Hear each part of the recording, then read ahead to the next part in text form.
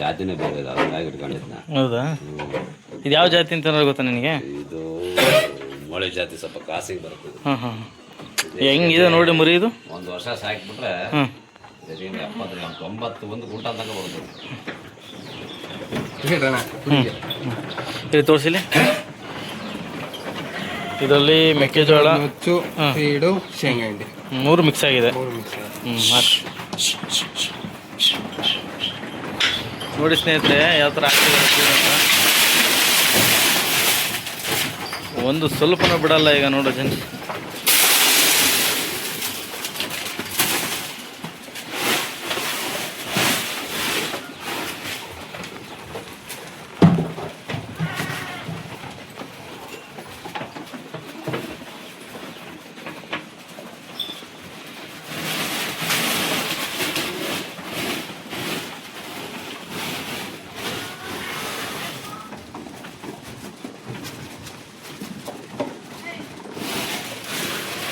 ಇದು ಒಂದು ಸ್ಟೆಪ್ಪಿಗೆ ಆಯಿತು. ಈಗ ಮತ್ತೆ ಇದೊಂದು ಸ್ಟೆಪ್ಪಿಗ.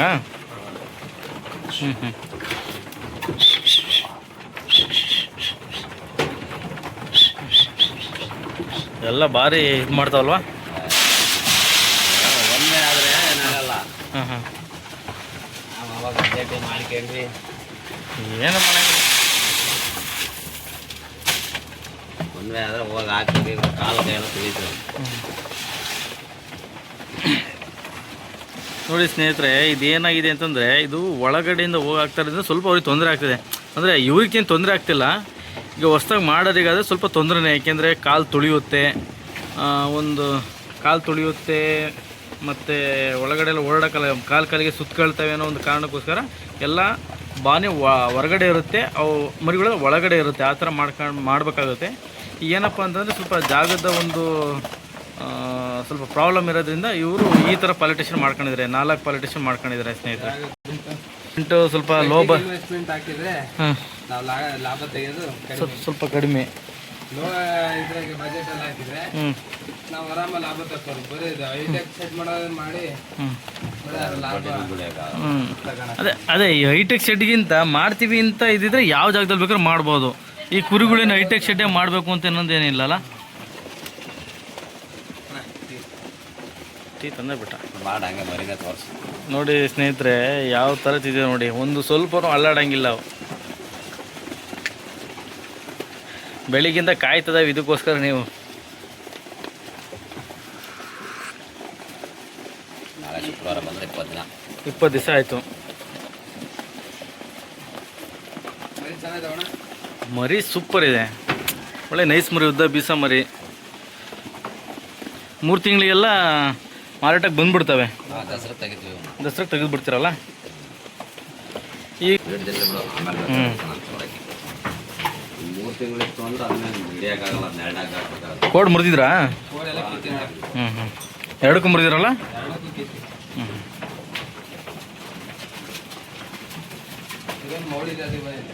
ಯಾವುದು?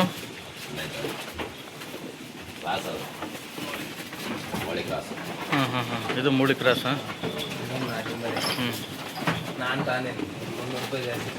ಅಲ್ಲೇ ತಗೊಂಡ ಕುಕ್ಕುಪಳ್ಳಿ ತಗೊಂಡ. ಅದೊಂದು ಸಿಂಗಲ್ ಮರಿ ಆಗಕ್ಕೆ 300 ರೂಪಾಯಿ ಜಾಸ್ತಿ ಆಗ್ತದೆ. ಇಂಡಲ್ ಆಗಿದ್ರೆ ಅದೇ ಲೆಕ್ಕ ಬೀಳೋದು. ಅದು ಬೇರೆ ಇಂಡಾಗಿತ್ತು. ಇಂಡಲ್ ಸಿಗ್ಬೇಕಲ್ಲ ನಮ್ಮ ಇದಕ್ಕೆ. ಎಷ್ಟು ಮರಿ ಇದ್ದು ಚೇತು ಅಲ್ಲಿ? 108 ಮರಿಲಿ ನೀವು ಎಷ್ಟು ಮರಿ ಕಿತ್ಕೊಂಡಿರಿ? 100 ಮರಿ ಕಿತ್ಕೊಂಡ್ರಿ. 100 ಮರಿ ಕಿತ್ಕೊಂಡ್ರಿ. ಹಾಂ 100 ಮರಿ ಇದಾದ್ಮೇಲೆ ಅವಾಗ ರೇಟ್ ಜಂಪ್ ಮಾಡ್ತಾರೆ. ಸಾರಸೆಟ್ ಅಷ್ಟು ತಗೊಳ್ಳೋದಾದ್ರೆ ಇನ್ನೂ 200 ರೂಪಾಯಿ ಕಡಿಮೆ ಆಗುತ್ತೆ. ಅದೇ ಸಾರಸೆಟ್ ತಗೊಂತೀವಿ ಅಂತಂದರೆ ಅದರಲ್ಲಿ ಬೇರೆ ಬೇರೆ ಕ್ವಾಲಿಟಿ ಇಲ್ದಿರೋ ಮರಿಗಳೆಲ್ಲ ಬಂದ್ಬಿಡ್ತವೆ.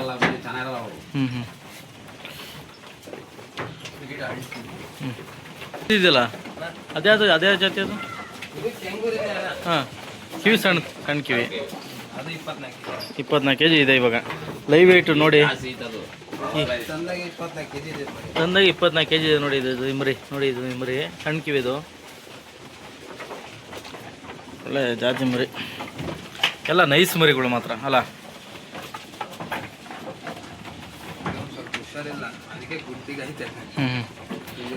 ಮೆಡಿಕೇಶನ್ ಎಲ್ಲ ಏನು ಎಮರ್ಜೆನ್ಸಿ ನೀವೇ ಮಾಡ್ಕೊಳ್ತೀರಾ? ಈಗ ಒಂದು ಅಂತ ಯಾವ ಟೈಮಾಗ ಹೆಂಗೆ ಅಂತ ಹೇಳಕ್ ಬರಲ್ಲ, ಹುಷಾರಿಲ್ದಂಗೆ ಆಗ್ತವೆ. ಹ್ಞೂ ಹ್ಞೂ ಡಾಕ್ಟ್ರಿಗೆ ನಮ್ಮ ಟೈಮಿಗೆ ಬರಲ್ಲ. ಹ್ಞೂ ಹಂಗಾಗಿ ನಾವೇ ಎಲ್ಲ ಮೆಡಿಸನ್ ಗೊತ್ತಿದ್ದವು ತೀರಾ ಒಂಚೂರು ಮೆಡಿಕಲ್ ಫೋನ್ ಮಾಡಿ ಕೇಳಿದ್ರೆ ಅವ್ರಿಗೆ ಇಂಥ ಮೆಡಿಸನ್ ಮಾಡೋಂತಾರೆ. ಮೆಡಿಸನ್ ಹಂಗಾಗಿ ಎಲ್ಲ ತಂದಿರ್ತಾರೆ. ಬೇಕಾದ ಟೈಮಿಗೆ ನಿಮ್ಮಲ್ಲಿ ಇಂಜೆಕ್ಷನ್ ಮಾಡೋದು ಅಂತ ಮಾಡ್ಬಿಡ್ತೀವಿ ಜ್ವರಕ್ಕೆ. ಮೇನ್ ಜ್ವರ ಅಷ್ಟೇ ಇದರಲ್ಲಿ ಬರೋದು. ವ್ಯಾಕ್ಸಿನ್ಗಳು ಕರೆಕ್ಟಾಗಿ ಮಾಡ್ಕೊಂಡ್ರೆ ಮೇನ್ ಜ್ವರ ಬಂದ. ವ್ಯಾಕ್ಸಿನ್ ಯಾವ ಮಾಡಿಸ್ತಾರೆ ಜೊತೆ? ವ್ಯಾಕ್ಸಿನ್ ಈಗ ET ಆಗಿದೆ, ಹಾಂ ಇವತ್ತು HS ಮಾಡಬೇಕು. ಇವತ್ತು HS ಮಾಡಬೇಕು. ಹಾಂ ಹಾಂ ಇದು PPR ಆಗಿದೆ. PPR ಆಗಿದೆಯಾ? PPR ಆಗಿದೆ, ಇವತ್ತು HS ಮಾಡ್ತೀನಿ. ಹಾಂ ಇನ್ನು 20 ದಿವಸ ಬಿಟ್ಟು PPR ಒಂದು ವ್ಯಾಕ್ಸಿನ್ ಮಾಡ್ಕೊಂಡ್ಬಿಟ್ರೆ ನಮಗೆ ಅದಕ್ಕೆ ಇರಲ್ಲ. ಹಾಂ ಹಾಂ ಹಾಂ ಅದೇ ತಿಂಗಳ ಒಂದ್ಸತಿ ಮಾಡಬೇಕು. ಹಾಂ ಮಾಡ್ಬೇಕು. ಹ್ಞೂ ಹ್ಞೂ ಕುರಿಯರು ಅವರು ವರ್ಷಕ್ಕೆ 3 ವ್ಯಾಕ್ಸಿನ್ ಮಾಡ್ಕೊಂಡು ಆರಾಮಾಗಿ ಇರ್ತಾರೆ. ನಾವು 3 ತಿಂಗಳಿಗೆಲ್ಲ ಬ್ಯಾಚ್ ಮಾಡೋದು. ಹಾಂ ಹಾಂ ಹಂಗೆ ಬ್ಯಾಚಿಗೂ ಮಾಡಲೇಬೇಕು. ಎಲ್ಲ ಹೊಸ ಮರಿಗಳು ಬರ್ತಾವಲ್ಲ, ಹಂಗಾಗಿ ಕಂಪಲ್ಸರಿ ನಾವು ವ್ಯಾಕ್ಸಿನ್ ಮಾಡಲೇಬೇಕು. ET HS PPR 3 HS ಮಾಡಬೇಕು. ಬ್ಲೂಟಾಗ್ ಬರುತ್ತೆ, ನಾಲಿಗೆ ರೋಗ, ಅದೊಂದು ಮಾಡ್ಕೋಬೇಕು. ನಿಮ್ಮಲ್ಲಿ ಯಾವ್ದಾರು ಕಂಡು ಬಂದಿದೆ ಆ ಥರ ನೀರಿನ ನಾಲಿಗೆ ಯಾವ್ದಾದ್ರು? ನಮ್ಮಲ್ಲಿ PPR ಕಂಡು ಬಂದಿದೆ, ಹಾಂ HS ಕಂಡು ಬಂದಿದೆ. ಹಾಂ ET ಇದುವರೆಗೂ ಗೊತ್ತಿಲ್ಲ. ET ಸಿಂಟಮ್ಸು ET ಅದೇ ಕೆಮ್ಮು ಸ್ವಲ್ಪ ಜಾಸ್ತಿ ಅಂತಾರೆ. ET ಸಡನ್ ಹ್ಞೂ ಸಡನ್ ಡೆತ್ ಅದು ET. ಈಗ ಯಾವುದಾಗಿದೆ ಅಂದರೆ HS ಆಗಿದೆ. ಈಗ ವ್ಯಾಕ್ಸಿನ್ ಆಗಿರೋದು PPR ಆಗಿದೆ. PPR ಆಗಿದೆ. HS ಕಂಟ್ರೋಲ್ ಮಾಡ್ಬೋದು, ET ಕಂಟ್ರೋಲ್ ಮಾಡೋಕ್ಕಾಗಲ್ಲ. ಹ್ಞೂ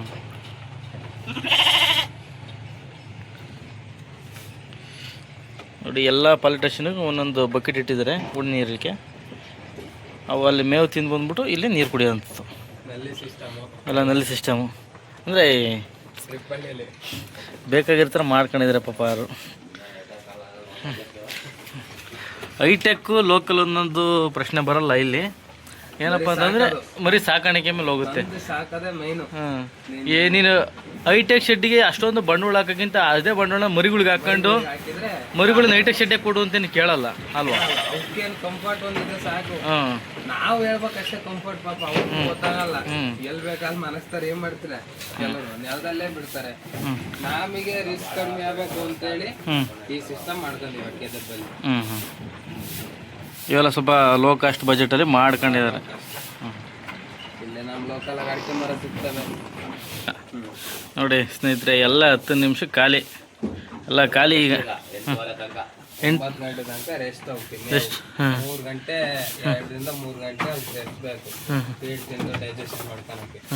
ಆಮೇಲೆ 9 ಗಂಟೆ ಮೇವು ಹಾಕಿದ್ರೆ ಮುಗೀತು, ಕ್ಲೋಸ್. ಮತ್ತು ಬೆಳಿಗ್ಗೆನೆ ಬೆಳಿಗ್ಗೆ ಮಾಡ್ಬೇಕಷ್ಟೇ. ಅದೇ ಶ್ರಮ ವಹಿಸಿ ಮಾಡಬೇಕು. ಫಸ್ಟಿಗೆ ಮಾಡೋರು ಸ್ವಲ್ಪ ಭಾರಿ ನಿಗಾ ವಹಿಸ್ಕೊಂಡು ಅದ್ರ ಬಗ್ಗೆ ಅನುಭವ ತಂದು, ಕಡಿಮೆ ಮರಿ ಹಾಕಿದ್ರು ಅದ್ರ ಬಗ್ಗೆ ಅನುಭವ ತಂದು ಮಾಡ್ಬೇಕು. ನಾವು 18 ಮರಿ, 20 ಮರಿ, 30, 50, 65, 72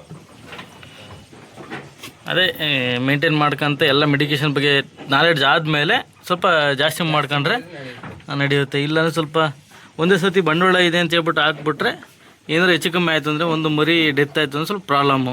ಒಂದು ಮರಿ ಡೆತ್ ಆಯ್ತು ಅಂದರೆ ಲಾಭದ ನಮಗೆ 7,000 ರೂಪಾಯಿ ಹೋತ. ಕೇರ್ಫುಲ್ಲಾಗಿ ನೋಡ್ಕೋಬೇಕು. ಮರಿ ತಂದು 1 ತಿಂಗಳು ಅಂದರೆ ನಮ್ಮ ಮೇದರಿಗೆ ಅಡ್ಜಸ್ಟ್ ಆಗೋಕ್ಕೆ 1 ತಿಂಗಳು ಬೇಕು. 1 ತಿಂಗಳು ಬೇಕು. ಭಾರಿ ಹುಷಾರಾಗಿ ನೋಡ್ಕೋಬೇಕು. ಅವಕ್ಕೆಲ್ಲ ಹಿಂಗೆ ಗಾಡಿ ಆಡಿದಂಗೆ ಎಲ್ಲ ಫುಲ್ಲು ಪ್ಯಾಕ್ ಮಾಡಿರ್ತೀವಿ 1 ತಿಂಗಳು. ಆಮೇಲೆ ಬಿಡ್ತೀವಿ ಗಾಡಿನ. ಸಣ್ಣ ಮರಿ ಎಲ್ಲ ಹುಷಾರಿಲ್ದಂಗೆ ಆಗ್ತಿರ್ತವೆ, ಶೀತ ಆಗ್ತವೆ, ಕೆಮ್ಮು, ನೀರು ಚೇಂಜ್ ಆಗುತ್ತೆ. ಹಂಗಾಗಿ ಮರಿಗಳು ಭಾರಿ ಹುಷಾರಾಗಿ ನೋಡ್ಕೋಬೇಕು.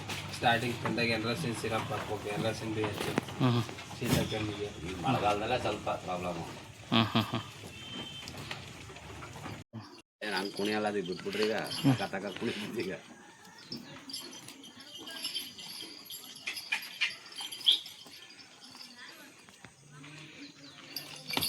ಹಕ್ಕು ಹಕ್ಕು ಹಕ್ಕು ಹಕ್ಕು. ಅವತ್ತಿಂದನೂ ಹಂಗೆ ಮಾಡ್ತಿದ್ದೆ ನಾನು. ಸಾಕ್ಬೋದು.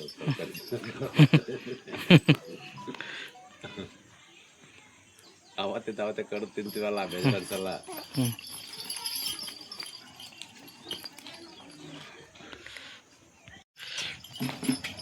ಅದೇ ಹಂಗೆ ಬಿಡೋದು, ಹಂಗೆ ಹೋಗುತ್ತೆ. ಅದು ಇದು ಭಾರಿ ಜೋರ್ ಐತಿ. ಹಂಗೆ ತಿಳ್ಕೊಂಡ್ರೆ ಕಾಲು ಕೆರಿತೆ.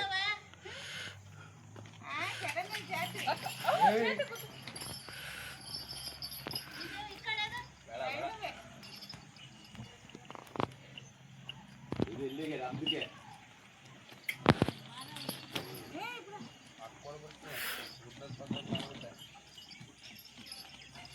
ಅಲ್ಲ ಅದಲ್ಲೇ ಕುದಿಸಿದ್ದು ಇದರ ಪರವಾಗಿಲ್ಲ ಕುದಿಸಿದ್ದು ಕಡ್ಡಿ ಬಂದಾಗ ಫೈಟಿಗೆ ರೂಢಿ ಮಾಡ್ಬೋದು ನೋಡಿಲ್ಲ ಅಲ್ಲಿ ಕರೆದ್ ಬಿಟ್ಕೊಂಡಿದೆಯಲ್ಲ ಅದೇನು ಸಾಧ್ರಕ್ಕಾಗಲ್ಲ ಮರ್ಯಾದು ಒಂದು ಮರಿ ಸಣ್ಣ ಮರಿ ಕರೆದು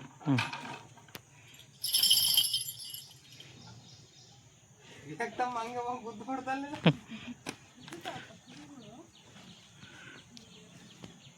ಇದು ನನ್ನ ಬ್ಯಾಚ್ ಎಲ್ಲ ತಲೆ ಬೀಳೋದು ಕೈ ಹಿಡ್ಕೊಂಡ ಹೋದ್ರೆ ಈಗ ದೊಡ್ಡ ಫೈಟಿಂಗ್ ಆಗ್ತಾವೆ ಇವಾಗ ಹಾಗೆ ಬಿಟ್ಬಿಟ್ರೆ ಅಲ್ಲಾಡ್ಸ್ಬಿಟ್ಟಿತ್ತು ಹಾಂ ಬ್ಯಾಚ್ ಇತ್ತು ಅಂದ್ರೆ ಮುಂದಿನ ಬ್ಯಾಚಿಗೆ ಬೀಳ ಮರಿ ಎಲ್ಲ ಲೆಕ್ಕಕ್ಕೆ ಬರೋದಕ್ಕೆ ಏಜ್ ಮೇಲೆ ಹೋಗ್ತಾವಪ್ಪ ಏಜ್ ಒಂಚೂರು ಆಡ್ತವೆ ಅದು ಆಡಕ್ಕಾಗಲ್ಲ ಇದ್ರ ಮೇಲೆ ಅದು ಆಡಕ್ಕಾಗಲ್ಲ ಎಳೆ ಯಾವಕ್ಕಾಗಲ್ಲ ಆ ರೇಜಿಂದ ಆದ್ರೂ ಬೇಕಿದ್ರೆ ಅದು ಹೊಡೆದಾಕುತ್ತೆ ಏಯ್ ಬಲ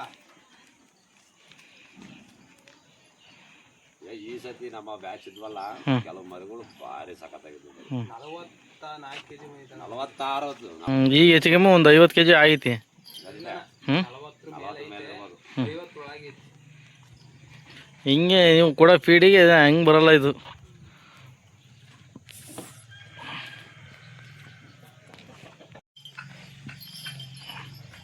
ಸಖತ್ ಅಗ್ರೆಷನ್ ಇದಾವಲ್ಲ ಅಂದರೆ ಹೊರಗಡೆ ಬಿಟ್ಟಿಲ್ವಲ್ಲ ಹಂಗಾಗಿ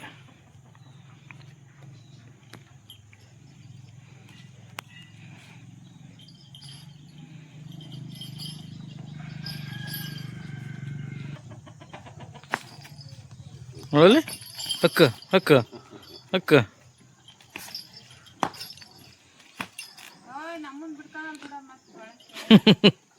ನೀವೇನೋ ಇದ್ದಾಗ ಹಾಕ್ತೀರ ಪಾಪ ಅವ್ರಿದ್ದಾಗ ಹೆಂಗೆ ಮಾಡ್ತಾರೆ ಚೇತು ಕಟ್ಟಾಗಪ್ಪ ನೀವೊಂದು ಎರಡು ಬಿಡ್ಕೋಬೇಕಾಗ್ತಿತ್ತು